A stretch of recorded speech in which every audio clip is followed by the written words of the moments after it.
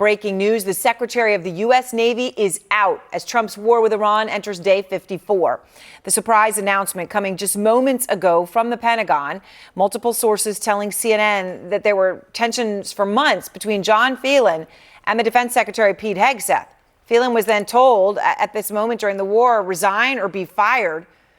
And I mentioned during the war. I mean, this is a major move at a shocking time. This is the Secretary of the Navy, and the U.S. Navy right now has 15 ships in the Middle East, with most enforcing the biggest blockade by the United States since World War II. Phelan's sudden departure coming as it comes as we have new video tonight from Iranian state media purportedly showing soldiers seizing container ships in the Strait of Hormuz. Kristen, what are you learning? Obviously, as we said, you think about the scale of this blockade and what the United States Navy is doing right now. Suddenly, the Secretary of the Navy out with a resign or be fired. Yeah, that's right. Obviously not good for the Secretary of the Navy. And we're learning some new reporting. And you mentioned some of this, which is this idea that there was tension between Pete Hegseth and Phelan. A lot of it stemming from Hegseth wanting him to be quicker, thinking it was too slow on ship reform. But there's another part of this that I think is key. And this is what is always key in a Trump White House, which is proximity to power. And the reason being that Hegseth was annoyed by Phelan because Phelan would go directly to President Trump. Now, remember this. Phelan was not somebody with military experience. He was a donor. He and his wife had raised millions of dollars for President Trump. He had a personal relationship with President Trump. And in Trump's White House, administrative, even the top branches of government, the top cabinet officials know that the closer you are in the direct line to Donald Trump, that gives you all of the power. So Hegseth felt like Phelan was going around him, having these direct conversations with President Trump. Now, we're still not entirely sure what option that Phelan went with, whether he resigned or was fired. But of course, we know now he was ousted after these personal tensions amid this ongoing war where the Navy is a central component. I mean, it is obviously incredible timing. Kristen, thank you very much. Everyone is here with me. General Mark Schwartz, let me just start with you because you spent so much of your military career in the Middle East with special forces. So, you know, the context of this, Phelan out, all this with a resign or be fired, as the reporting is, suddenly in the midst of this massive blockade, at least 15 ships involved in it. I mean, what is the impact of something like that at the Secretary of the Navy at a moment like this? Well, I think the impact is greater from, an outsider's view of, like you said, the Navy Secretary being removed during a time of war. Down at the CENTCOM level and certainly below that in terms of operations day to day in the Gulf and the CENTCOM area of responsibility, not as big of an impact. But I think the optic, certainly for our enemies, Iran, seeing this, just like they saw the ousting of the Army Chief of Staff a couple of weeks ago, I think has an impact in terms of there's some instability inside of the department. Laura, you've covered Iran for more than 20 years. Obviously, you're senior editor at The Atlantic. When the general talks about how this lands in Tehran, when they look at something like this, what is the significance of that? Someone who's at the top of the U.S. Navy, the optics of that being out. Yeah, it's not a great look, especially not at a time when there's sort of so much confusion about what the U.S. objectives seem to be and where its red lines lie in advance of these negotiations. It does project a bit of chaos. Brett, as you've been involved with negotiations with Iran during both the Obama and Biden administrations, and you've been in the rooms where the negotiations happen, what do you think the impact of something like this is? Obviously there is a bit of an irony, right, in the fact that we're being told no one knows who's running things in Tehran when the U.S. is doing things like just kicking out its Secretary of the Navy in the midst of the biggest blockade in 70 years. Yeah, and I agree with Mark. It's not going to affect, I think, the operational element of the blockade. But what the U.S. is trying to project right now to Iran is that we're settling into a steady state of economic pressure, mounting economic pressure. We're going to have this blockade in place. We got 3 carrier strike groups. We're settling in.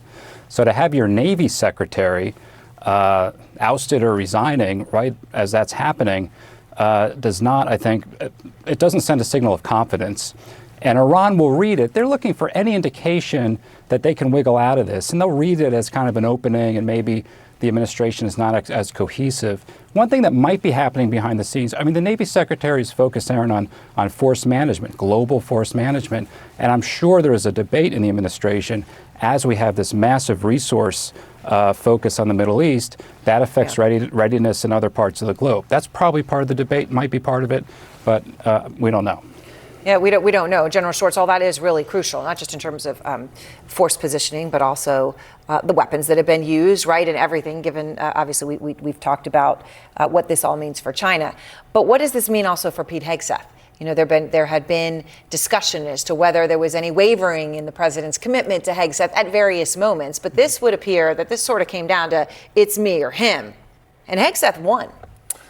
Certainly, the secretary has the full confidence of the president. I mean, every time that they're in public together, whether it's the formal briefings or, you know, at the White House when they have their updates, obviously the security updates, the president speaks very highly of the secretary and, you know, demonstrates that he has full confidence in how he's carrying out the war. So whether it's a consolidation of power, I really can't assess that, but certainly, you know, he's the one that brought that recommendation to the president, and the president approved it.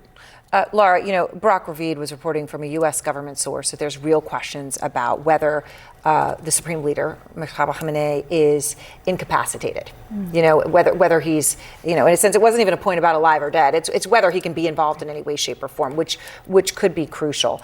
Where do you think we are with the Supreme Leader right now? We obviously haven't seen him in the 54 days of this war either. Right.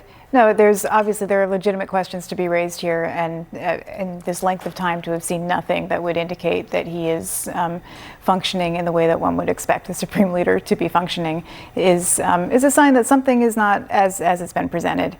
There's a lot of unknowns, obviously, and one of them is, I mean, to the extent that the Supreme Leader there is an individual, but is also an office in Iran. There is a whole institution that undergirds the Supreme Leader. It's got about 4,000 employees at headquarters and maybe 10 times that across the country.